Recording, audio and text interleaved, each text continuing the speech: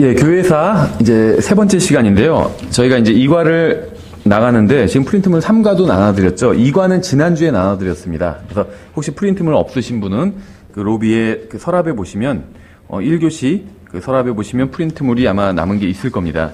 그래서 2과 내용이 좀 짧기 때문에 저희가 2과, 3과를 아마도 이번 시간에 좀 같이 나가게 되지 않을까 이렇게 생각을 합니다. 잠깐 기도하고 시작하겠습니다. 하나님 아버지, 또 이 시간에 주님의 말씀을 공부하러 모였습니다. 저희들이 주님의 말씀을 바르게 분별하고 또 특히 교회사에 대해서 바르게 이해할 수 있도록 주님 도와주시기 원합니다. 예수님의 이름으로 기도드렸습니다. 아멘. 예, 그래서 저희가 이제 지난 시간엔 좀 교회가 무엇인지에 대해서 살펴봤는데 이번 시간에는 이제 교회가 무엇인지 정의를 했으니까 이제 교회의 역사에 대해서 본격적으로 들어가기 전에 이 교회사의 좀 성격에 대해서 살펴보려고 합니다. 그러니까는 그 국사를 이렇게 제가 자세히 공부해 보지는 않았지만 한국사다 아니면 미국사다 하면은 갖는 특징이 있잖아요. 그래서 한국사는 예를 들면 우리나라 주변에 강대국이 많기 때문에 외침이 많다든지 이런 갖는 특징이 있습니다. 그래서 이 교회사도 마찬가지로 특징이 있는데 제가 이 교회사의 어떤 특징을 가장 잘 보여주는 세 구절을 한번 뽑아봤습니다. 그래서 마태복음 13장, 마태복음 7장, 또 갈라디아서 4장 이렇게 세 구절을 한번 뽑아봤습니다. 이 세 구절을 먼저 보고 그 다음에 이 교회사의 특징을 좀 살펴보도록 하겠습니다. 먼저 마태복음 13장 33절에 보시면 일종의 저는 이제 교회에 관한 예언이라고 생각을 합니다. 기독교계에 관한 예언이라고 생각을 합니다. 마태복음 13장 33절. 또 그분께서 다른 비유를 그들에게 말씀하시되 하늘의 왕국은 마치 어떤 여자가 가져다가 굵은 가루 서말 속에 숨겨 넣어 마침내 전부를 부풀게 한 누룩과 같으니라. 이렇게 말씀하고 있죠. 근데 우리가 성경을 보면 이 누룩이란 것은 부정적인 것으로 사용이 됩니다. 그렇죠. 그래서 바리새인들의 누룩, 곧 그들의 이제 거짓 교리 이렇게 볼 수가 있고, 그래서 이 누룩은 무엇인가를 좀 부패시키고 변질시키는 그런 역할을 한다고 보시면 돼요. 물론 이제 우리가 요리할 때 누룩이 또 필요한 부분도 있겠지만 어떤 순수한 것을 좀 변형시킨다, 이제 이런 의미가 있다고 보시면 됩니다. 그래서 성경에서 누룩이 거의 다 거의 100%라고 얘기할 수 있을 정도로 부정적으로 사용이 됩니다. 근데 이제 클라리스 라킨 같은 경우에는 여기서 가루 서말이라고 했잖아요. 그래서 이 서말이 세 가지인데 가톨릭과 그다음에 그 그리스 정교와 그다음에 개신교다 이렇게 또 얘기를 하는데 그건 이제 그냥 영적 해석이라고 영적 적용이라고 봐야 되겠죠. 서말이 뭔지는 모르지만 어쨌든지 간에 누룩이란 걸 넣으니까 전부 다 부풀어 올라 버렸습니다. 그래서 뭔가 변질된 모습이 되어 버렸어요. 그래서 이것은 이제 교회에 관한 예언이라기보다는 기독교계에 관한 예언이다 이렇게 볼 수가 있다고 생각을 합니다.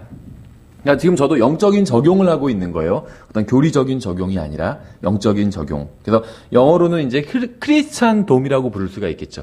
전체 기독교계, 카톨릭도 포함되고 그리스 정교도 포함되고 개신교도 포함되고 침례교회도 포함되고, 그러니까 교회라는 이름을 달고 있는 모든 교회가 다 포함되는 그런 기독교계에 관한 주님의 일종의 어떤 예언이라고 볼 수가 있습니다.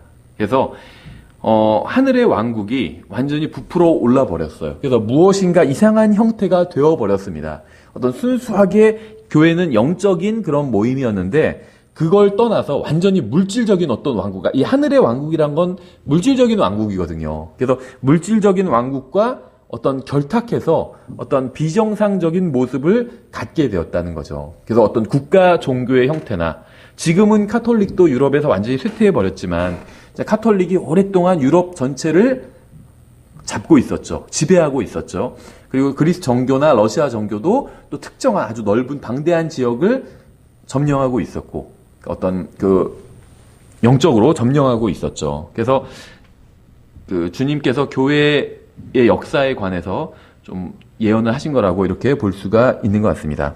그 다음에 이제 마태복음 7장에선 이것과는 좀 더 반대로 기독교계에 관한 말씀이 아니라 이제 참된 교회에 관한 말씀이다. 이렇게 볼 수가 있겠죠. 마태복음 7장 13절부터 14절에 너희는 좁은 문으로 들어가라. 멸망으로 인도하는 문은 넓고 그 길이 넓어 거기로 들어가는 자가 많고 생명으로 인도하는 문은 좁고 그 길이 좁아 그것을 찾는 자가 적으니라. 이렇게 말씀하셨습니다. 그래서 우리가 뭐 정확한 통계를 낼 수는 없지만 성경에서는 많다, 적다 뭐 이런 식으로 예언을 하고 있지 정확히 뭐 몇 퍼센트다 이런 예언을 하고 있지 않습니다. 그러니까 성경에서도 어떤 퍼센테지가 나오는 게 있는데 그것은 예언이 아니라 그냥 일종의 비유일 뿐입니다. 예를 들면 씨 뿌리는 자의 비유면 좋은 땅에 씨가 떨어져서 열매를 맺은 것은 25%잖아요.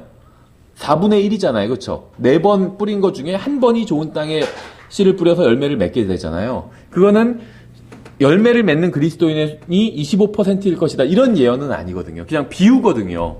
그렇죠? 그래서 성경에서는 어떤 퍼센테지는 나오지 않습니다. 다만 성경에 의하면 생명으로 인도하는 문은 좁다고 말씀하고 있어요. 다만 어렵다는 말씀은 아니죠. 왜냐하면 구원의 길은 쉽기 때문에 어렵지 않아요. 그래서 생명으로 인도하는 길은 어렵진 않지만 분명히 좁다는 것은 알 수 있습니다. 그래서 지난번에도 말씀드렸지만 미국에서 이제 올해 킹제임스 성경 진영에서 30년 가까이 목회하신 어떤 목사님이 이제 나름대로 1년의 절반 이상은 52주 중에 뭐 2, 30주는 초청 설교를 다니는 목사님이에요. 이쪽 킹제임스 성경 진영에서. 그래서 여러 교회들을, 미국 전역에 있는 여러 교회들을 좀 간접적으로 보고 또 경험하게 하고 나서 내린 결론이 근본주의 교회, 그러니까 어떤 뭐 카톨릭이나 이런 거 다 빼고 근본주의 교회, 또 킹제임스 성경을 믿는 교회, 이런 전체 교회에서 진실하게 예수님을 믿는 사람은 아마도 한 1% 정도일 것이다. 이렇게 추측을 하더라고요. 제가 봤을 땐 굉장히 정말 박한 숫자거든요. 근본주의 진영과 킹제임스 성경 진영을 합해서 1% 정도다. 이렇게 보니까. 그런 관점으로 우리나라를 본다면, 우리나라 개신교계를 본다면 얼마나 될까요? 구원받은 사람이. 지금 뭐 한 600 몇십만 이렇게 얘기를 하잖아요. 카톨릭이 한 400만 좀 넘어가고, 지금 모르겠어요. 좀 자주 바뀌니까. 한 10년마다 한 번씩 좀 이게 요동치는 것 같아요. 지금 개신교가 아마 600만에서 800만 사이일 겁니다. 근데 800만이라고 했을 때, 거기에는 신천지 같은 이단도 들어가요. 그러니까, 그냥 좀 장로교회처럼 어떤 게 주요 교리가 저희와 좀 다르다. 뭐 이런 정도가 아니라, 아예 예수 그리스도가 유일한 구원자라는 사실을 부인해버리는, 장로교회는 그렇게 부인하지는 않잖아요. 저희가 2교시에 이제 이단 연구 시간에 칼빈주의도 공부하지만 칼빈주의는 장로교의 핵심 교리죠. 그래서 장로교의 핵심 교리가 잘못된 것이다. 이제 이런 내용을 공부하지만 그럼에도 불구하고 장로교회가 장로교회 다니는 사람 다 구원받지도 못했다. 이런 얘기는 절대 아니거든요. 왜냐하면 장로교회도 예수 그리스도께서 유일한 구원자라는 사실을 인정합니다. 그렇죠. 그런데 그러니까는 제가 장로교회가 잘못됐다고 해서 뭐 신천지랑 같은 급이다. 이런 얘기를 하는 건 절대 아니에요. 장로교회나 감리교회나 성결교회나 은사주의 교회도 예수 그리스도가 유일한 구원자다. 이 사실을 인정합니다, 다. 그래서 그 중에도 우리의 형제가 있을 수 있어요. 구원받은 사람들이 있을 수 있는데 신천지는 교리만 놓고 보면 구원받은 사람이 있을 수가 없습니다, 도저히. 왜냐하면 예수 그리스도를 믿는 것이 아니라 어떤 특정한 개인을 믿고 있기 때문에 지금 한국 땅에 살아있는 예를 들면 어떤 특정한 개인, 교주를 믿고 있기 때문에 그거는 성경의 기독교가 될 수가 없다는 거죠. 근데 그런 그 신천지 같은 이단까지 포함해서 대략 800만 정도예요. 그럼 그런 이단을 빼면 한 200만 정도를 빼야 된다고 하더라고요. 그럼 600만. 그럼 거기서 만약에 미국 같은 기준으로 봤을 때 미국은 400년 이상 건국을 성경과 함께 건국이 된 나라잖아요. 그런데도 교회 다니는 사람 중에 그것도 건전한 교회예요. 이상한 교회 말고 건전한 교회 다니는 사람 중에 1% 정도만이 진심으로 예수님을 믿고 구원받았을 것이 1%만이 훌륭한 행위를 하는 그리스도인이다. 이 얘기도 아니에요.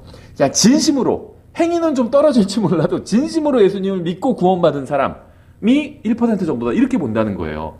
근데 그 기준을 우리한테도 똑같이 적용할 수는 없겠지만 또 그 기준이 뭐 진리라는 얘기도 아닙니다. 다만 그 기준을 우리에게 그냥 한번 적용해서 생각해 본다면 600만 중에 6만이라는 얘기가 나옵니다. 6만. 결코 많은 숫자는 아니겠죠. 그래서 우리가 정확한 숫자는 알지 못합니다. 하지만 분명히 생명으로 인도하는 그 길을 걷는 사람은 적다는 건 알 수 있어요. 그렇죠. 그래서 이 마태복음 7장 13절 14절도 이제 교회에 관한 예언이라고 볼 수가 있습니다. 세 번째는 바로 갈라디아서 4장 29절입니다. 사실 이 구절이 정말 교회사의 특징을 굉장히 잘 보여주는 구절이라고 생각해요. 그러나 그때 육체를 따라 태어난 자가 성령을 따라 태어난 자를 핍박한 것 같이 지금도 그러하도다. 이렇게 말씀하고 있죠. 바로 이제 이삭에 관한 이삭과 이스마엘에 관한 말씀이죠. 이스마엘은 이제 육체를 따라 태어난 자고 이삭은 약속을 따라 태어난 자입니다. 예수님처럼 성령님으로 잉태한 건 아니지만 성령님의 능력으로 태어난 거는 맞아요. 그렇죠. 왜냐하면 사라가 90살 때 낳았잖아요. 아브라함이 100살 때 낳았고. 그럼 그거는 인간적인 어떤 능력으로 난 것이 아닌 것은 분명하거든요. 성령님으로 잉태한 건 아니지만 성령님의 도움으로 분명히 잉태돼서 태어난 것은 확실합니다. 그렇죠. 그래서 예수 그리스도와 똑같은 방법으로 태어난 건 절대 아니죠. 왜냐하면 이삭에게는 아브라함이라는 아버지가, 육신의 아버지가 있었기 때문에. 하지만 예수님의 모형으로 우리가 볼 수는 있겠죠. 약속을 따라 태어난 자녀이기 때문에. 여기서 이스마엘이 이삭을 박해했죠. 육신을 따라 태어난 사람이 성령을 따라 태어난 사람을 박해했습니다. 그런데 이게 교회사 내에선 계속 이것이 이제 반복이 됩니다. 육신을 따라 태어난 자들, 다시 말하면 거듭나지 않은 사람들이에요. 첫 번째는, 그래서 거듭나지 않은 사람들이 성령을 따라 태어난 자들, 거듭난 사람을 항상 박해왔습니다. 거꾸로 있었던 적은 없어요. 거듭난 사람이 거듭나지 않은 사람을 박해하는 경우는 거의 없었다는 거죠. 제가 모르는 어떤 예외적인 경우가 있을진 몰라도 교회사에선 그런 경우는 없었습니다. 거듭난 사람이. 그런데 거듭나지 않은 사람이 거듭난 사람을 항상 박해했습니다. 예를 들면 로마 가톨릭 같은 경우에 거듭나지 않은 사람들의 모임이고 행위 구원을 가르치는 종교 체계였죠. 그런데 거듭난 사람들, 믿음과 은혜를 통해서만 구원받을 수 있다고 믿는, 성경대로 믿는 사람들을, 물론 성경대로 믿는 사람들뿐만 아니라 이제 개신교인들까지도 같이 박해해 버렸죠. 이게 이제 첫 번째고, 두 번째는 거듭났다 할지라도 육체를 따라 사는 사람들이 성령님을 따라 걷는 사람들을 항상 박해했습니다. 그 반대의 경우는 일어나지 않아요. 누군가 성령님을 따르는 사람이 육체를 따르는 사람을 박해하는 경우는 없었다는 거죠. 항상 육체를 따르는 사람들이 성령님을 따르는 사람들을 박해합니다. 그래서 우리가 교회사의 장면들을 보면, 예를 들면 로마 카톨릭이 개신교나 이제 성경대로 믿는 사람들, 그러니까 이 당시에는 종교개혁 당시에는 예를 들면 제침례 교도나 이런 사람들, 왈덴시안, 이제 이런 사람들도 종교개혁 당시에 활동하던 사람들이라고 볼 수가 있겠죠. 이런 사람들을 박해를 했습니다. 그러면 카톨릭의 어떤 종교 신문관들이 거듭나지 않은 사람들이에요. 이 사람들이 이제 성경대로 믿는 사람들을 박해를 한 것이겠죠. 근데 그뿐만이 아니라 거듭난 사람들, 예를 들면 존 칼빈 같은 경우를 들 수 있겠죠. 장로교의 창시자죠, 칼빈이. 이 칼빈 같은 사람은 이 사람이 거듭나지 않았다. 우리가 이렇게 얘기할 수는 없을 것 같아요. 그렇죠. 분명히 이 사람의 글을 보면 예수 그리스도가 구원자라는 사실을 인정하고 있고, 그러니까 일종의 이 사람의 신앙 고백을 보면 거듭났다고 봐야 됩니다. 그러니까 비록 예정론이라는 잘못된 종교 어떤 그 교리 체계를 세운 사람이긴 하지만 분명히 신앙 고백이 있고 거듭난 사람이에요. 거듭난 사람입니다. 근데 이 사람이 제침례 교도, 세르베투스 같은 대표적인 제침례 교도들을 박해하는데 찬동을 했습니다. 그러니까 직접 칼로 찔러 죽이지는 않았지만 이제 죽이는데 찬성했다는 거예요. 이 칼빈 같은 경우에는 제네바에서 어떤 권력이 있었기 때문에 칼빈이 반대를 한다면 최소한 제네바에서 제침례 교도들이 살해당하는 일은 막을 수는 있었다는 거죠. 막지 않았다는 거예요. 죽어 마땅하다. 허락했다는 겁니다. 죽이는 걸. 그러니까는 칼빈 같은 경우는 거듭나지 않은 사람이 거듭난 사람을 박해한 예는 아니라는 거죠. 거듭났긴 했지만 하나님의 말씀을 따르지 않는 사람이 하나님의 말씀을 따르는 자를 박해한 거죠. 그래서 항상 교회사의 원칙 중에 하나가 성령님을 따르지 않는 사람이 성령님을 따르는 사람을 박해했다는 겁니다. 제침례 교도가 예를 들면 카톨릭을 박해한 적은 없어요. 반대로 개신교가 카톨릭을 박해한 적은 있습니다. 근데 그 경우는 육체를 따르는 사람이 육체를 따르는 사람을 박해한 거예요. 성령님을 따르는 사람이 육체를 따르는 사람을 박해한 것은 아니라는 거죠. 내가 성령님의 어떤 하나님의 말씀 가운데 있고 하나님의 뜻 가운데 있다면 나와 신앙이 다르다는 이유로 다른 상대방을 죽이지 않는다는 거죠. 그렇죠. 저는 그런 제목의 책도 있어요. 다른 것을 믿을 권리인가? 그런 제목의 책이 있는데, 이제 이 교회사 이야기를 배경으로 한 그런 책이에요. 근데 거기에서 그치는 것이 아니라 어떤 현대사의 어떤 민주주의 원칙까지 이렇게 끌어내는 책인가 봐요. 저도 읽어보지는 않아서 잘 모르지만 다른 것을 믿을 권리가 있죠. 그 자기가 믿은 것에 대한 물론 책임도 져야 되겠죠. 우리는 우리와 다른 것을 믿는다고 해서 그 사람을 박해하지는 않는다는 거죠. 우리가 권력을 가지고 있다 할지라도 그렇게 할 수는 없다는 거죠. 실제로 우리가 교회사를 보면 그 국가교회가 창궐할 때 유럽 대륙은 오랫동안 카톨릭이라는 국가교회가 있었잖아요. 그러니까 국가교회라는 건 그 국가의 종교를 믿지 않으면 감옥에 간다는 겁니다. 그렇죠. 그래서 유럽의 국가교회는 카톨릭이었어요. 또 영국이 이제 헨리 8세 이후에 영국의 국가교회는 성공회였죠.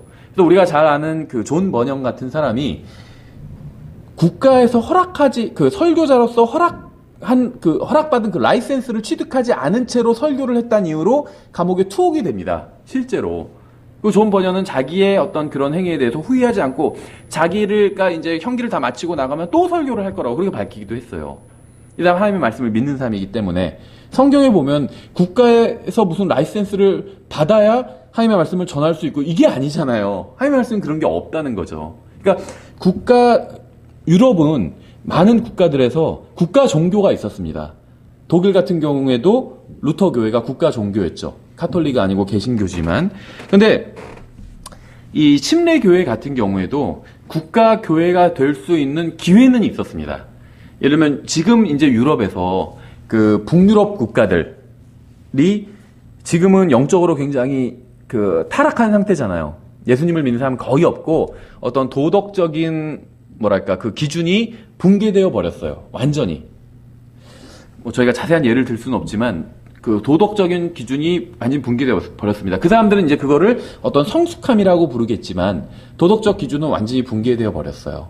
그래서 그 전통적인 그러니까 어떤 가치 기준, 어떤 성의 기준 이런 것들이 완전히 붕괴돼 버렸다고 보시면 됩니다. 이 북유럽 국가들이. 근데 이제 북유럽 국가들이 종교개혁 이후에는 지금은 그렇게 타락해 버렸지만 종교개혁 당시 또 종교개혁 직후에는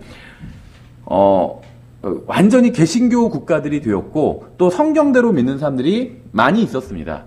그 지역에. 그래서 그 북유럽 국가들 지역에서는 침례교를 국가 종교로 지정하려고 했던 그런 적도 있었어요. 근데 다수의 침례교회가 그걸 반대했죠.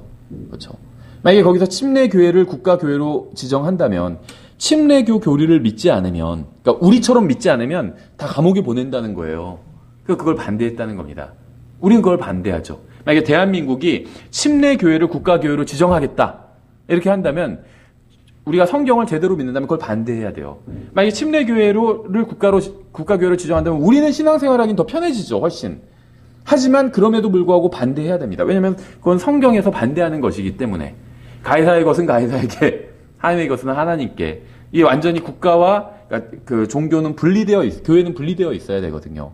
그 미국도 마찬가지예요. 미국도 어떤 특정한 주들이 처음에 이제 미국이 그 개척 시대에 처음에 이제 동부부터 개척이 되잖아요. 그 나중에 이제 서부가 개척되기 시작하잖아요. 이 동부의 주들은 어떤 특정한 종교 성향들이 있었습니다. 그래서 어떤 주는 침례교 성향이 강했고, 어떤 주는 이제 가톨릭 성향이 강했고, 예를 들면 버지니아 같은 주는 어떤 성향일까요? 당연히 가톨릭 성향이겠죠. 버지니아, 처녀, 마리아에게 바친 땅, 그런 의미거든요. 메릴랜드 마찬가지겠죠. 메리의 땅이라는 소리죠. 메릴랜드. 카톨릭적인 성향이 강하겠죠. 근데 거기서도 침례교 그리스도인들이 이제 침례교회뿐만 아니라 모든 종교, 어떤 특정한 교파를 국가교회로 지정하는 것을 반대하게 됩니다. 예, 그래서 미국이 완전히 그 종교의 자유가 있는 국가로 이렇게 설 수 있는 건 이제 침례교 성도들의 이제 공이 크다는 거죠. 이건 세속 역사에서도 이제 인정을 하고 있는 부분입니다. 예, 그래서 어쨌든지 간에 구원받았던 구원받지 않았던 육신을 따르는 사람들이 항상 성령님을 따르는 사람들을 박해했습니다. 성령님을 따르는 사람들은 자신과 신앙이 다르다는 이유로 다른 사람을 박해하지 않아요. 그렇죠. 그 사람을 설득하고 그 사람에게 복음을 전하고 하나님의 말씀에 빛을 비춰줘서 구원받게 하려고 또 진리의 길로 들어올 수 있도록 인도하려고 노력하지 박해하지는 않는다는 거죠. 이게 굉장히 교회사 2000년간의 중요한 그런 특징을 보여주는 이 세 구절이 이 특징을 보여주는 구절들이라고 생각을 합니다. 여기서 참된 신, 참된 신인 하나님께서 존재하시고 또 거짓된 신인 마귀가 존재하는 것처럼 또 변개되지 않고 보존된 바른 성경이 존재하고 변개된 성경이 존재하는 것처럼 참된 교회와 거짓된 교회가 분명히 존재하고 있습니다. 그렇죠? 두 교회는 교회가 시작될 때부터 이미 각기 그 뿌리를 가지고 있었고 역사적으로 환경이 조성되자 이제 줄기를 내고 열매를 맺음으로 서로 그 존재를 세상에 알려왔습니다. 그러니까 무슨 말이냐면 참된 교회는 당연히 처음부터 있었죠. 사도행전에 등장을 하잖아요. 교회가 탄생하게 되고 어떻게 성장해 가는지. 처음엔 예루살렘에 있다가 예루살렘에서 교회가 처음에 번창했죠. 막 3,000명이 하루에 더해지고 그래서 예루살렘 교회가 이제 성장하기 시작합니다. 그러니까 그런데 이제 다른 데로 나가지 않으니까 주님께서 박해를 허용해 주셨죠. 그러니까 박해를 받게 되니까 이제 뿔뿔이 흩어지게 됩니다. 근데 뿔뿔이 흩어지면서 그냥 숨어 있었던 것이 아니라 흩어지면서 복음을 전하게 돼요. 그러면서 이제 안디옥 교회도 세워지고 교회가 이제 그 소아시아와 유럽 전역에 이제 세워지게 되었죠. 그래서 참된 교회의 뿌리는 사도행전을 보면 분명히 알 수 있습니다. 그리고 그 다음에 이제 이야기들은 교회사를 통해서 또 우리가 알 수 있습니다. 그런데 이제 거짓된 교회는 처음에는 등장하지는 않았습니다.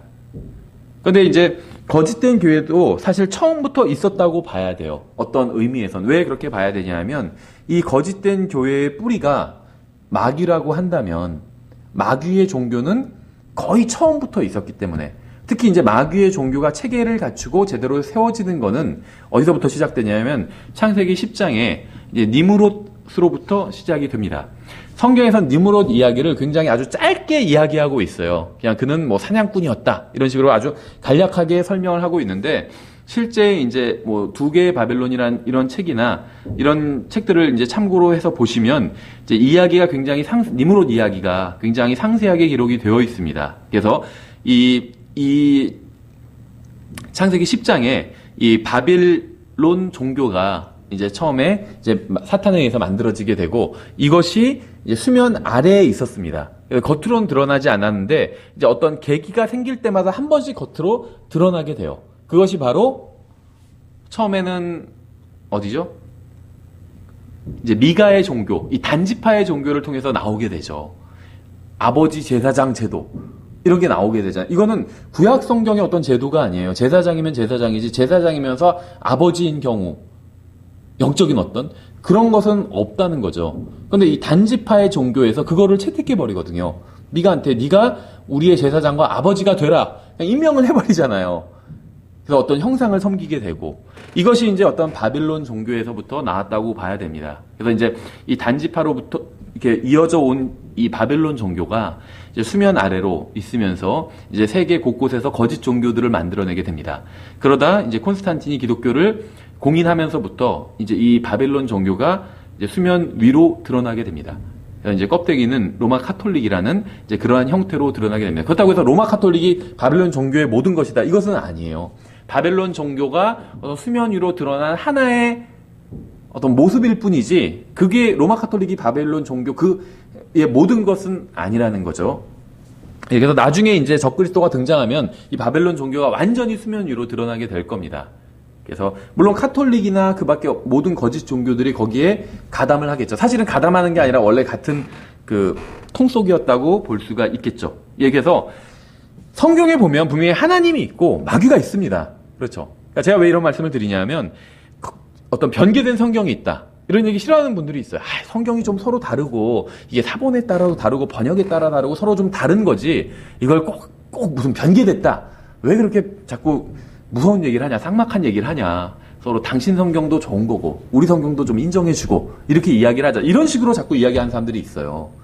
만약에 하나님이 계시지 않다면 절대 진리가 없다면 그런 식으로 볼 수가 있겠죠. 어떻게 내가 믿는 것만 바르다고 이야기할 수가 있겠어요. 절대 진리가 없다면. 내가 내 안에서 어떤 이것을 붙잡은 것처럼 다른 사람도 어떤 다른 걸 붙잡은 거잖아요. 그럼 서로 상호 인정을 해줘야 되는 거잖아요. 이게 맞는 거잖아요. 절대 진리가 없다면. 근데 정답이 있다면 하나만 맞게 된다는 거죠. 내가 맞든 그 사람이 맞든 아니면 우리 둘 다 틀리고 어떤 제3의 어떤 답이 있든. 요즘은 시험 문제가 보통 오지선다잖아요. 그렇죠. 그럼 정답이 하나 있다는 거죠. 그럼 친구와 내가 답이 다를 때 둘 다 정답일 수는 없다는 겁니다. 내가 맞든 친구가 맞든 아니면 둘 다 틀리든 그렇게 된다는 거죠. 그래서 절대 진리는 하나님이 있다면 시험 문제에서도 답이 있는 것처럼 기준이 있다는 거죠. 하나님이 있다는 거죠. 어떤 기준이 있어야 된다는 겁니다. 그렇죠. 시간도 기준이 있고 위치도 기준이 있고 다 모든 것이 다 기준이 있어요.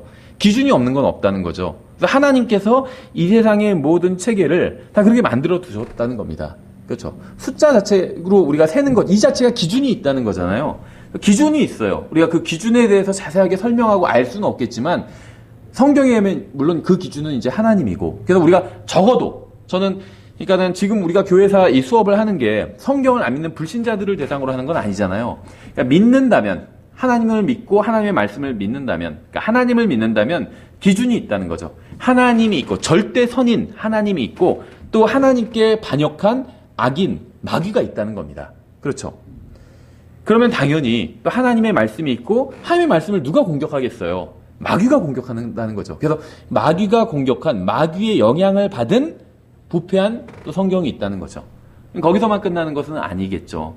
또 하나님께서 인도해 주시는 교회가 있고 또 잘못된 교회가 있을 수밖에 없다는 겁니다. 바른 신과 잘못된 신, 바른 성경과 잘못된 성경, 바른 교회와 잘못된 교회가 존재할 수밖에 없다는 겁니다. 그래서 이 두 종류의 교회는 성경에 보면 항상 이렇게 두 종류의 어떤 인물들이 대비가 됩니다. 항상 참된 어떤 사람이 있고 잘못된 사람이 있고 이렇게 대비가 된다는 거예요. 예를 들면 가인과 아벨이 있죠. 그러면 아마 전 잘 모르겠어요. 심리학을 잘 모르지만 현대 심리학적인 어떤 관점으로 분석하면 또 막 가인을 두둔할 수 있는 얘기들이 있겠죠. 무슨 아버지가 아벨만 편애했다든지 그래서 가인에게 어떤 억압된 게 있었다든지 예를 들면 그래서 그게 분출됐다든지 갖다 붙일 수 있겠죠. 근데 성경은 그렇게 말씀하고 있지 않아요. 가인이 잘못된 자, 마귀를 따랐습니다. 하나님이 아니라. 아벨은 하나님을 따랐어요. 그래서 아벨은 바른 사람이었고 가인은 잘못된 사람이었고. 그렇죠. 그러니까 이게 아벨이 한 모든 것이 다 잘된 일이다. 가인이 한 모든 것이 다 잘못된 일이다. 이런 얘기를 하는 건 아닙니다. 침례교회라고, 독립침례교회라고 해서 독립침례교회가 하는 모든 것이 다 잘된 것이다. 독립침례교회가 아닌 교회들은 다 100% 잘못된 것이다. 이런 얘기를 하는 게 절대 아닙니다. 다만 어떤 특정한 부분에 있어서는 바른 것이 있고 잘못된 것이 있다는 거예요. 그 특정한 부분에서 하나님의 말씀을 따르면 바른 것이고 따르지 않으면 잘못된 것이란 것이죠. 그런데 그 특정한 부분이 이제 결정적인 것일 수 있다는 거죠. 예를 들면 가인과 아벨은 하나님 앞에 나아가는 방법이 서로 달랐죠. 그러니까 아벨의 인생이 꼭 가인의 인생보다 더 나았다. 전 그런 얘기를 하는 게 아닙니다. 성경도 그런 말씀을 하고 있지 않아요. 다만 하나님 앞에 나아가서 죄를 용서받는 그 방법에 있어서 그거는 굉장히 사람의 구원에 있어서는 아주 핵심적인 문제죠. 그 문제에 있어서는 가인이 아니라 아벨이 옳았다는 겁니다. 그렇죠. 왜냐하면 하나님은 항상 어린 양의 피를 요구하시기 때문에 아벨은 아마도 자신의 부모인 아담과 이브로부터 그 이야기를 들었을 거예요. 하나님께서 그걸 요구하신다고 말씀하시더라. 그래서 우리가 죄를 지었을 때도 양을 잡아서 가죽으로 양이 피를 흘리고 우리가 그 가죽 옷을 입고 하나님 앞에서 용서를 받았다. 아마 이런 얘기를 했을 거예요. 근데 가인은 그런 얘기를 거부했을 겁니다. 듣고도 그거는 왜 꼭 하나님 말씀대로 왜 꼭 해야 돼? 내 생각이 좀 더 나을 수도 있는데. 자기 의를 더 내세우는 거잖아요. 하나님의 의보다 자기 의를 내세우는 거잖아요. 사도 바울은 로마서에서 이스라엘의 문제가 바로 그것이라고 지적을 하고 있죠. 그래서 가인과 아벨이 하나님 앞에 나아가는 방법에 있어서 아벨이 옳았다는 거죠. 야곱가에서도 마찬가지예요. 성경을 보면 에서가 꼭 아주 나쁜 사람이고 야곱이 꼭 훌륭한 사람이고 이렇게 보이진 않아요. 그렇죠. 야곱이 자기 형 에서에 대해서 오해를 해가지고 이제 후에 자기 이제 자녀들이랑 부인들이랑 다 끌고 만날 때 막 뇌물을 계속 보내잖아요. 아부를 하고 저는 당신의 종인이다 이렇게 아부까지 하고. 그래서 에서가 그냥 야곱을 붙잡고 울잖아요. 그렇죠. 그러니까 어떤 인간적인 제가 봤을 땐 에서가 옳다는 게 아니라 인간적인 어떤 매력도 있고 동생을 생각하는 마음도 있던 사람이에요. 에서는. 그렇죠. 그러니까 에서가 꼭 악인이고 야곱은 꼭 훌륭한 사람 이렇게 볼 수는 없어요. 그렇지만 하나님 앞에 나아가는 또 그 방법에 있어서 하나님 어떤 그 하나님을 존중하는 그런 부분에 있어서 야곱이 훨씬 뛰어났던 거죠. 그렇죠. 그래서 우리가 성경에서는 야곱이 더 낫다고 믿음이 있었다 이렇게 평가를 하고 있다는 거죠. 뭐 이삭과 이스마엘 다 마찬가지예요. 예, 그래서 이 그 세상에는 항상 두 종류의 두 부류의 사람들이 있었습니다. 비록 내가 좀 부족할지라도 하나님을 선택한 사람들, 하나님의 말씀을 선택한 사람들, 중요한 부분에 있어서. 그러니까는 이 교회사도 마찬가지예요. 이제 그 교회사 반응이 이제 저희 요번 학기 이제 제가 계속 유튜브에 올리잖아요. 반응이 의외로 뜨겁더라고요. 왜냐면 제가 이제 너무 어떻게 보면 개신교에서 오래 신앙생활을 하셨던 분들의 입장에서 보면 좀 너무 극단적인 이야기를 하니까 바른 교회가 있고 잘못된 교회가 있다 이런 얘기를 하니까. 근데 이제 제가 드리는 말씀은 독립침례교회라고 그래서 무조건 다 바르다. 독립침례교회 안에 있으면 하나님께 칭찬을 듣게 된다. 독립침례교회 밖에 있으면 무슨 하나님께 다 책망을 받게 된다. 이런 얘기는 아닙니다. 독립침례교회가 성경적인 원칙을 따르기 때문에 이 교회에 관해서는 성경에서 말씀하시는 것에 가장 근접하기 때문에 저는 그렇게 믿어요. 뭐 이게 100% 성경에서 말씀하시는 교회다 이렇게 생각하지는 않습니다. 다만 가장 근접하다고 생각을 합니다. 왜 제가 이렇게 말씀을 드리냐면 저희 교회도 그렇고 이 독립침례교회가 가지는 의의는 무엇이냐 하면 교단에 속해 있지 않아요. 그래서 우리 이 모임 안에서 우리가 어떻게 신앙생활을 할지를 결정할 수 있다는 겁니다. 물론 이게 이제 우리 마음대로 결정하는 것이 아니라 우리가 하나님의 말씀을 읽고 연구하면서 무엇이 바른지 알게 되잖아요. 마치 어린 자녀가 이제 성숙해 가는 것처럼. 그래서 우리의 신앙 연륜이 더해질수록 우리가 더 하나님을 제대로 섬길 수 있다는 거예요. 기존의 어떤 틀에서 벗어나서. 그래서 예를 들면 우리 교회에서 행하고 있는 것인데 처음 이제 창립할 때부터 계속 행하던 것인데 우리가 성경을 연구하면서 계속 보니까 성경에서 그렇게 하지 말라고 하신 부분을 우리가 발견했어요. 그럼 우리가 과감하게 그걸 발견하고 깨달은 날로부터 그 순간부터 시작해서 과감하게 그걸 버리겠다는 겁니다. 우리가 전혀 행하지 않던 거예요. 근데 성경을 우리가 연구하면서 보니까 그걸 하라고 말씀하고 있어요. 그럼 우리가 이제까지는 하지 않았지만 오늘부터는 한다는 거예요. 하나님께서 그걸 하라고 하셨기 때문에. 이게 독립침례교회가 갖는 의의라는 겁니다. 일반 교단에 속한 교회들은 이렇게 할 수는 없어요. 그렇죠. 혼자 튈 수는 없다는 겁니다. 교단의 어떤 눈치를 볼 수밖에 없고. 그러니까 이게 이제 독립침례교회가 갖는 의의라고 생각합니다. 그러니까 독립침례교회는 저는 독립침례교회가 하는 모든 것이 다 옳다 이렇게 생각하지는 않습니다. 다만 독립침례교회의 헌법은 성경이기 때문에 언제든지 성경과 위배되는 것은 우리가 그만두고 성경에서 말씀하시는 것을 우리가 따르고자 하는 마음을 가지고 있다는 거예요. 저는 신앙생활에 있어서 가장 중요한 게 태도라고 생각하거든요. 태도. 그렇죠. 어떤 사람이 이 사람이 성경을 믿는 사람이냐 아니냐 이건 무엇으로 결정되냐 하면 교리를 얼마나 아느냐로 결정되지 않아요. 태도로 결정됩니다. 교리를 아무리 많이 알고 있다 할지라도 내가 어떤 부분에 있어서는 하나님의 말씀에 순종하지 않겠다 이렇게 생각한다면 그 사람의 태도는 잘못된 것이고 그 사람은 성경을 믿는 사람이 아닙니다. 그러니까 바이블 빌리버가 아니에요. 그 사람은 교리를 많이 아는 사람일 뿐이지. 그러니까 그 사람이 알고 있는 교리들이 다 정통 교리고 바른 교리라 할지라도 휴거, 재림, 천년왕국 뭐 이런 것에 대한 아주 정확한 교리라 할지라도 어떤 부분에 있어서 하나님의 말씀을 알고 있는데 내가 따르고 싶은 마음이 없어요. 그건 예를 들면 나의 이익과 관련이 있기 때문에. 그래서 따르지 않아요. 그러면 그 사람은 성경대로 믿는 사람이 아니라는 거예요. 근데 비록 교리는 잘 몰라요. 하지만 내가 항상 하나님의 말씀에서 어떤 걸 알게 되면 따르고자 하는 내가 마음이 있어요.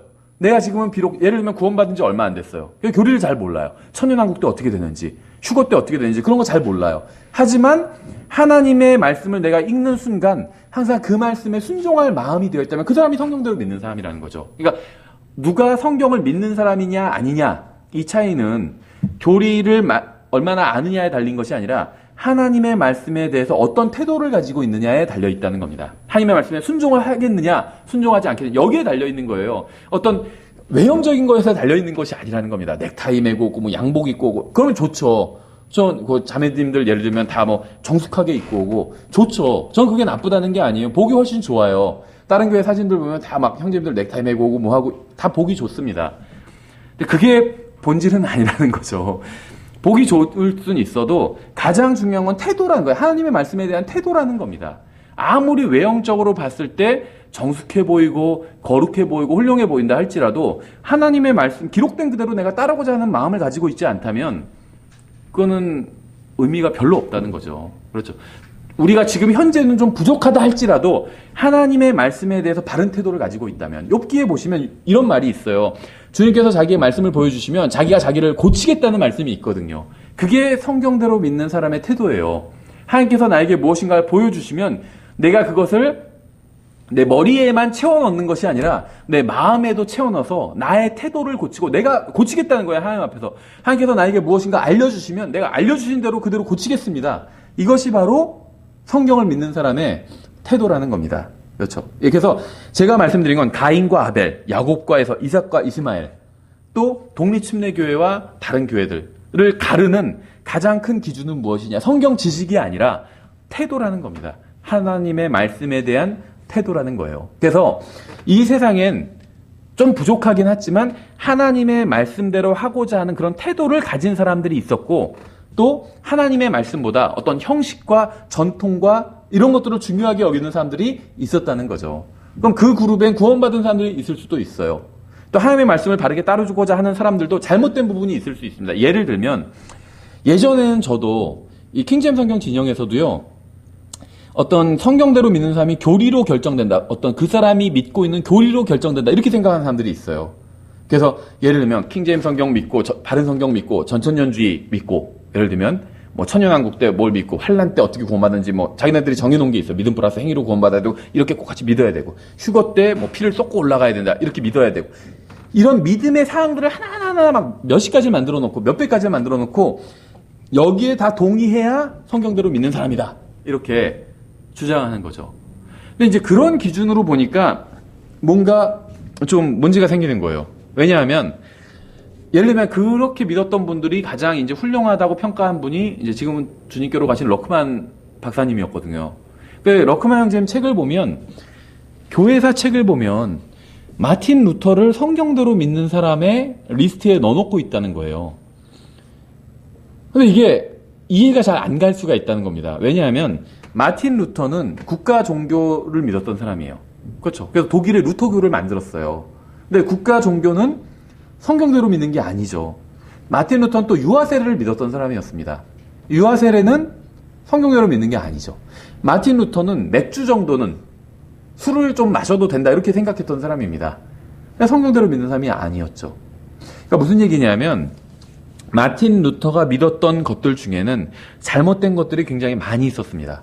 오랫동안 로마 카톨릭 안에, 이 사람은 로마 카톨릭에서 평생 성장한 사람이에요. 그래서 로마 카톨릭의 신학 공부를 했고, 로마 카톨릭 사제가 되었고, 성직자가 되었고, 로마 카톨릭 신학 박사가 되었습니다. 그러니까 로마 카톨릭에서 오랫동안 성장한 사람이기 때문에 이 사람은 굉장히 많은 부분에 있어서 오염돼 있었던 사람이에요. 로마 카톨릭의 잘못된 교리로.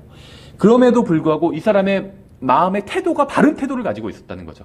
하나님 앞에서 하나님께서 자기에게 알려주시는 것은 다 고칠 태도를 가지고 있었다는 겁니다.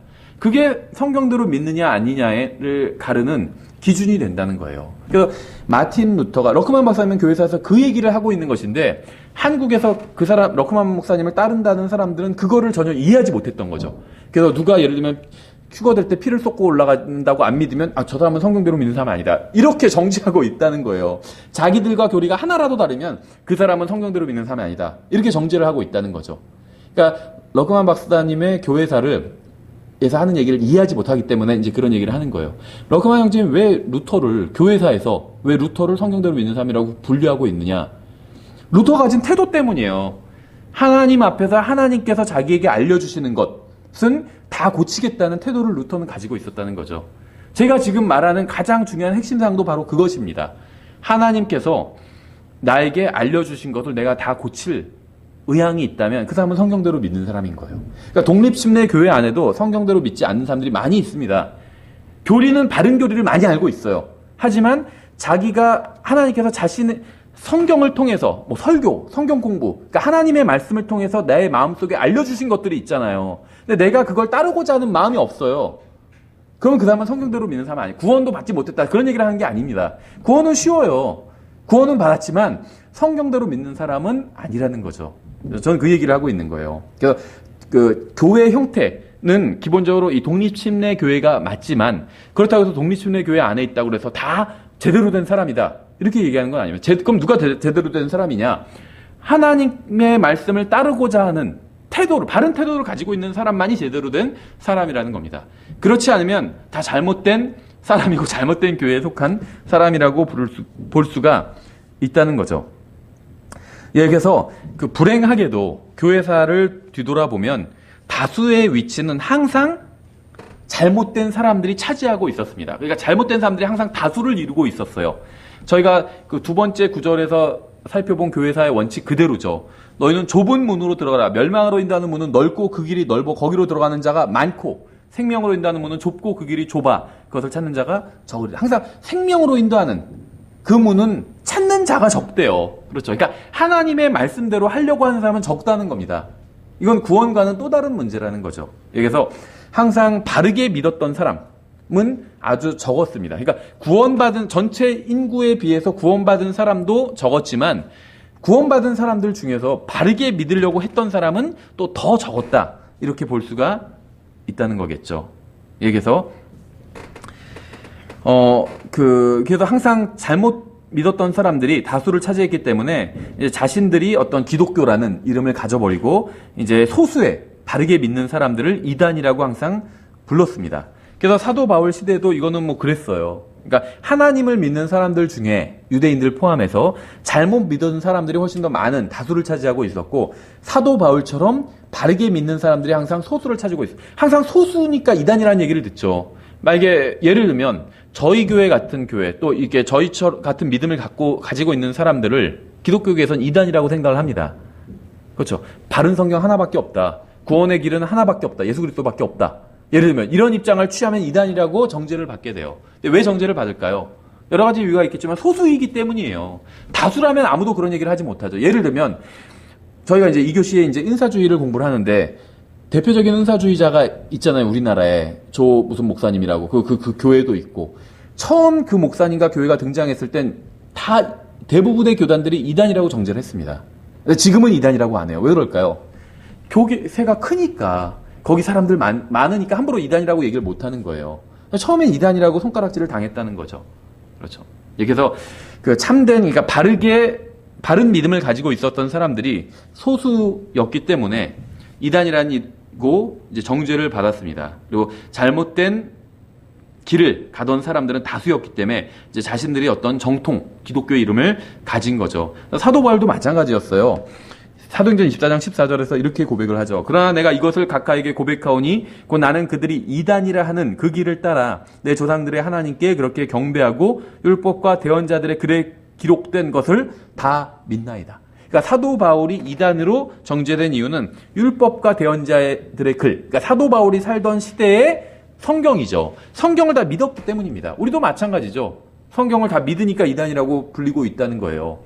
제가 말씀드린 것처럼 성경에 보니까 하나님이 있고 마귀가 있고, 그렇죠. 하나님의 말씀이 있고 또 변개된 어떤 말씀이 있고, 성경에서도 변질시켰다고 말씀하고 있고, 계시록 마지막에서도 변질시키지 말라고 경고하고 계시잖아요. 빼지 말고 더하지. 왜 그런 경고를 하실까요? 누군가는 빼고 더하고 변질시키니까 경고를 하는 거예요. 아무도 하지 않는데 그런 경고를 하지는 않겠죠. 그렇죠. 무단으로 하나님의 예를 들면 하늘나라에 쳐들어오지 말라 이런 경고는 없잖아요. 할 수가 없어요. 그건 인간이. 어떻게 하늘나라에 무단으로 쳐들어가요? 셋째 하늘에 어떻게 쳐들어가요? 못 쳐들어가요. 그러니까 그런 경고는 없어요. 그런데 사람들이 하나님의 말씀에서 빼거나 더하거나 변질시키는 건 할 수 있잖아요. 하고 있고. 그러니까 경고가 있는 거죠.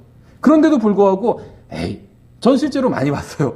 성경이 좀 다른 거, 번역이 좀 다르고 더 좋은 사본이 발견돼가지고 지금 더 계속 좋은 성경이 나오는 건데, 그거를 꼭 오래전에 나온 킹제임 성경만 맞다 그러고 지금 과학 기술이 발전해서 사본을 제대로 복구를 한 그러한 그 사본에서 나온, 원문에서 나온 성경들을 변개됐다고 그러고 이렇게 얘기하면 안 된다. 이렇게 이야기를 하는 사람들이 있다는 거죠. 그렇죠. 여기서 하나님이 있고 마귀가 있고, 바른 성경이 있고 잘못된 성경이 있는 것처럼 바른 교회가 있고 잘못된 교회가 있습니다. 교회사의 악순환에 대해서 잠깐 말씀을 드리면 항상 이렇게 5가지 순서로 일어나게 됩니다. 먼저 전파, 이제 설교를 볼 수가 있어요. 영어로 보면 프리칭, 복음 전파. 그러니까 예를 들면 하나님의 말씀에 감동을 해서 어떤 사람이 나오게 됩니다. 그래서 하나님께 쓰임을 받아요. 복음을 열심히 전합니다. 그럼 복음을 열심히 전하다 보면 어떤 일이 일어나게 되죠? 그 복음을 받아들이는 사람들이 생기게 되잖아요. 그럼 이제 그 사람들을 모아서 가르치게 되죠. 모아서 같이 교회로 모여서 가르치게 됩니다. 교회는 성경을 가르치는 기관이거든요. 그러니까 하나님의 말씀을 가르치는 합법적인 기관이 바로 교회예요. 저희가 만약에 교회 없이 신학원만 한다면 그거는 불법인 겁니다. 신학원 같은 게 성경에 없어요. 근데 이 신학원이라는 건 그냥 교회에서 하나님의 말씀을 가르치는 수단으로 우리가 사용하고 있는 거기 때문에 우리가 이제 사용하는 것이고, 성경을 가르치는 이 신학원도 교회를 기본으로 하고 있어요. 그렇죠. 그래서 하나님의 말씀을 가르치는 기관은 교회입니다. 그래서 이 복음을 전하고 믿는 사람들이 모이면 교회로 모이게 되고 거기서 이제 성경을 가르치게 됩니다. 그래서 여기까지는 맞는 단계예요. 처음에 전파가 있고 그 다음에 가르침이 있습니다. 여기까지는 괜찮아요. 근데 이제 그 다음엔 문화가 생겨나게 됩니다. 어떤 과학, 철학, 전통 이런 것들이 이제 교회에 더해지게 돼요. 그래서 어떤 특정한 행위를 하는데 그걸 왜 하냐 이렇게 보니까 이거는 우리 교회가 전통적으로 이렇게 해오던 것이다 이렇게 주장을 하게 돼요. 예를 들면 추수감사절 지키고 부활절 지키고 크리스마스 지키고 이런 절기들을 지키고, 아니면 주기도문을 암송하고, 아니면 웨스트민스터 신앙 고백 같은 걸 암송하고, 아니면은 뭐 그 사도신경을 암송하고, 이런 거는 다 문화에 속한 일들이에요. 웨스트민스터 신앙 고백이 다 잘못된 게 아니에요. 읽어보시면요, 절반 이상은 우리가 동의할 수 있는 내용들입니다. 주기도문 마찬가지고, 우리가 교리적으로는 우리에게 해당되지 않는다는 건 알지만 영적으로는 우리에게 적용할 수 있는 내용이 많이 있죠. 좋은 내용이에요. 그리고 사도신경 어떻죠? 사도신경도 그 태생은 좀 의심스럽고 잘못된 거지만 사도신경 내용이 다 잘못되었다 이렇게 주장할 수는 없죠. 전능하신 하나님을 믿는다고 고백하고 있잖아요. 잘못된 내용보단 바른 내용이 훨씬 많이 들어가 있습니다. 사도신경이. 그럼에도 불구하고 우리가 이런 것들을 배격하는 이유는 이런 것들이 이제 하나의 전통으로 굳어졌기 때문이에요. 그래서 성경이, 우리가 누군가가 예를 들면 이단인지 아닌지 무엇으로 구분하죠? 성경으로 구분하는 거죠. 근데 그것이 아니라, 성경이 아니라 사도신경이나 이런 것들이 웨스트민스터 신앙 고백 같은, 그러니까 그 자체로는 나쁘진 않아요. 그런데 그것이 성경의 자리를 대체하기 시작한 거예요. 그래서 너희 교회는 그럼 웨스트민스터 신앙 고백 인정하냐? 이렇게 물어본다는 거예요. 그걸 왜 우리가 인정해야 돼요? 우리랑 상관이 없지. 아무리 그것이 훌륭한 신앙 고백이라 할지라도 그걸 인정하나 아니냐, 이게 어떤 이단과 정통의 기준이 될 수는 없다는 겁니다. 너희 교회는 사도신경 고백하냐? 왜 그게 기준이 되어야 돼요? 사도신경이 다 잘못된 내용은 아니지만 잘못된 내용이 분명히 있어요. 그렇죠? I believe in the Holy Catholic Church 이런 내용이 있잖아요. 나는 거룩한 카톨릭 교회를 믿으며, 이게 사도신경 내용이 있어요. 우리나라에선 거룩한 공회를 믿으며 이렇게 바꿨지만, 그럼 거룩한 공회가 뭐냐 물어보면 대답을 못해요. 왜냐면 영어로는 Holy Catholic Church거든요. 거룩한 공회란 말이 영어 원문은 그렇게 되어 있어요. 그러니까 사도신경이 좋은 내용도 있지만 전능하신 하나님을 믿사오며 이런 내용은 좋은 내용이죠. 하지만 잘못된 내용도 있기 때문에 우리가 그것을 배격하는 것입니다. 다. 그렇죠. 그리고 굳이 그것이 필요하지 않기 때문에. 근데 이제 이 문화의 단계에서는 그런 잘못된 것이, 처음에는 물론 좋은 의도로 했겠죠. 우리가 같이 믿는 것들을 다 정리를 해서 이거를 한 번씩 모일 때마다 고백을 합시다. 처음엔 좋은 의도로 했겠죠. 그런데 갑자기 어떤 사람이 잘못 들어와서 독소 조항들을 넣겠죠. 그렇게 예를 들면 전능하신 하나님을 믿사오며 또 예수 그리스도를 믿사오며 이런 거 고백합시다. 그건 좋아요. 그렇죠. 우리가 간증도 하고 다 그런 의미잖아요. 나는 하나님을 믿습니다. 난 예수님을 믿습니다. 그분께서 다시 오실 것도 믿습니다. 간증할 때 그런 내용을 간증하는 거잖아요. 그러니까 좋은 내용들을 정리하다가 누군가가 잘못 들어온, 어떤 성경에도 나오는 것처럼 거짓 형제들이 들어와서 독소 조항을 넣겠죠. 근데 여기에 거룩한 카톨릭 교회를 믿사오며 이것도 넣읍시다. 넣겠죠. 그런 것들을. 그래서 만들어낸 것이고, 그게 나중에 성경의 자리를 차지해버린 거예요. 어떤 절대 기준의 자리는 항상 성경이 차지해야 되는데, 그런 잘못된 신앙 고백이 차지하게 된 겁니다. 그래서 이제 이 문화 단계를 이루게 된 거예요. 어떤 교회의 문화, 우리 교회의 문화는 이렇게 해. 이런 문화 단계가 생겨요. 그러니까 제가 말하는 이 문화 단계라는 건 다 잘못됐다는 건 아니에요. 마치 사도신경이 다 잘못된 게 아닌 것처럼. 하지만 잘못된 것들이 이제 서서히 들어오고 교회에 정착하기 시작합니다. 그래서 예를 들면 근본주의 문화나 반드시 긴 치마를 입어야 된다. 긴 치마 입는 게 나쁘지 않죠. 어떤 더 여성스럽고 좋다고 생각해요. 근데 이게 전통이 돼버리면 이제 문제가 생기는 거예요. 형제들은 반드시 넥타이를 메고 와야 된다. 그렇다고 해서 뭐 넥타이 안 메고 오면 쫓아내진 않는데, 그런 게 이제 암묵적인 룰로, 일종의 문화로 정착된 교회들은 대표기도 안 시켜요. 넥타이 메고 오지 않으면 대표기도 안 시켜요. 그러니까 교회에서 공식적인 자리에 세우지 않고 인정 안 한다는 거예요. 근데 성경에 그런 게 어디 있어요. 그렇죠. 넥타이를 메고라 말라 이런 말은 없다는 거죠. 자, 메고 올 수도 있고, 물론 이제 이게 의복에 가는 의미가 있습니다. 근데 그거는 성경에서 말씀하신 어떤 절대 진리는 아니잖아요. 그렇죠. 그러니까 어떤 교회에서 문화로 자리 잡은 것을 이제 절대 진리인 양 강조하고 가르치고 이런 단계가 됩니다. 그래서 이제 처음에 하나님의 말씀을 전파하고 이건 바른 거예요. 그 하나님의 말씀을 받아들인 사람들을 모아서 성경을 가르치고 여기까지도 바른 겁니다. 그 다음에 이제 문화 단계에 이르러서는 이제 잘못된 것이 시작되는 거죠. 그 다음에 이제 그 문화 단계에서 다음으로 나아가는 것이 바로 배교의 단계입니다. 배교의 단계. 그래서 어떤 이 문화 단계에서 성경적 진리가 기준의 자리에서 밀려나다 보니까 그 다음에 이제 기준이 없어요. 그러니까 다른 교회와 비교하게 되고, 아, 우리 교회 문화는 저건데 저쪽 교회 문화 저것도 괜찮다. 용납을 해주기 시작하는 거죠. 그러니까 이제 배교가 되는 겁니다. 성경적 진리가 문화 단계에서 무너져 버리니까 이제 배교로 나아가는 것이고, 그 다음에 다섯 번째가 바로 결과예요. 그래서 배교가 진행되면 나중에는 이제 이교도화 되어 버립니다. 이교도와 차이가 없어져 버려요. 용어만 조금 다르고 서로 다 인정하니까 나중에는. 그렇죠. 그래서 뭐 석가탄신일에도 예를 들면 경축 석가탄신일 이런 거 그 현수막 내걸고 이교도와 차이가 없어져 버려요. 왜냐면 가만히 보니까 별로 차이가 없거든요. 아, 저쪽 종교도 존중할 만하다 이렇게 생각되는 것이고. 그렇죠. 그 종교에 속한 사람들을 불쌍하게 여기는 건 괜찮지만, 아, 저 사람들에게 복음을 전하고 저 사람들을 위해서 기도해야겠다.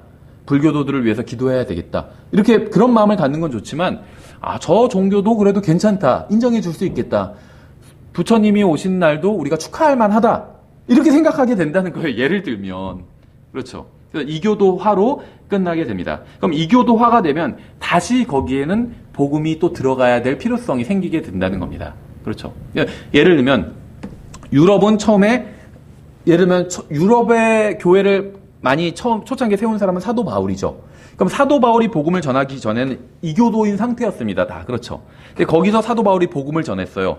전파의 단계죠. 프리칭, 설교의 단계. 그 다음에 복음을 전하다 보니까 사람들이 모이잖아요.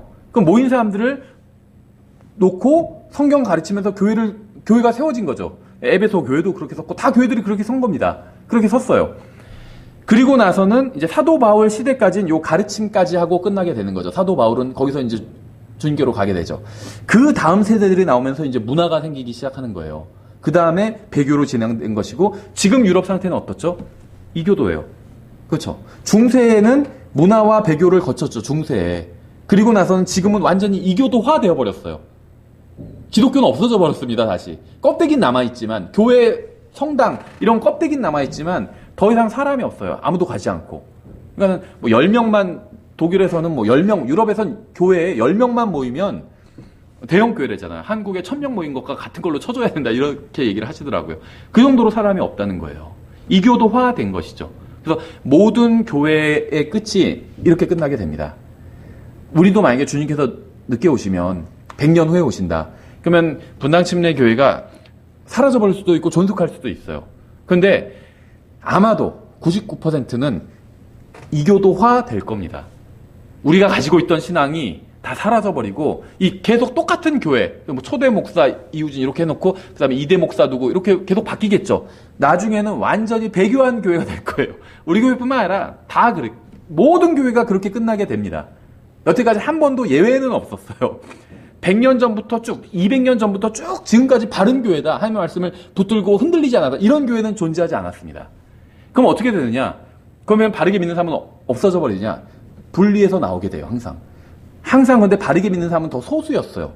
그러니까 우리 교회도 계속 세월이 더워서 100년, 200년간 만약에 우리 교회가 존속한다면 바르게 믿는 사람은 소수가 될 겁니다. 그럼 그 사람들은 다시 분리돼서 나갈 거예요. 그래서 또 다른 교회를 세우게 될 겁니다. 그렇죠. 그래서 교회가 계속 이어져 내려오게 된 거예요. 그러니까 한 교회를 통해서 계속 이어져 내려온 것이 아니라 그 교회는 이 단계를 거쳐요. 전파, 가르침, 문화, 배교, 이교도 단계를 거치게 돼요. 그리고 나면 거기서 그걸 견디지 못한 사람들이 또다시 누군가 하나님의 말씀을 일어나서 전하게 되고 다시 사람들이 모이게 되고 또다시 교회가 서게 된다는 거죠. 그렇죠. 예를 들면 이 교회에서 계속 지금 동성연애를 반대하죠. 하나님의 말씀 반대하니까. 근데 100년 후에 이 강단에 선 어떤 사람이 예를 들면 6대째 이 분당 침례교회 목사가 동성연애는 그래도 하나님께서 동성연애자들도 사랑하십니다. 구약 시대에는 어떤 그 당시의 상황과 문화 때문에 그렇게 말씀을 하셨지만 지금은 그렇게 말씀하지 않으십니다. 예를 들면 그렇게 설교할 수도 있는 거예요. 그러면 이 안에서 하나님의 말씀을 붙드는 사람들이 견디지 못하고 나가겠죠. 소수의 사람들이. 그래서 다시 교회를 세우겠죠. 그런 일이 교회사 2000년간 계속 반복되어 왔다는 겁니다. 예, 이과를 다 끝낼 줄 알았는데 끝내지 못했네요. 다른 얘기 하느라고. 예, 그래서 다음 시간에 그 뒷페이지 이어서 저희가 계속해서 살펴보면서 이 교회사의 특징을 살펴보도록 하겠습니다. 예, 10분간 쉬고 다시 2교시 시작하겠습니다.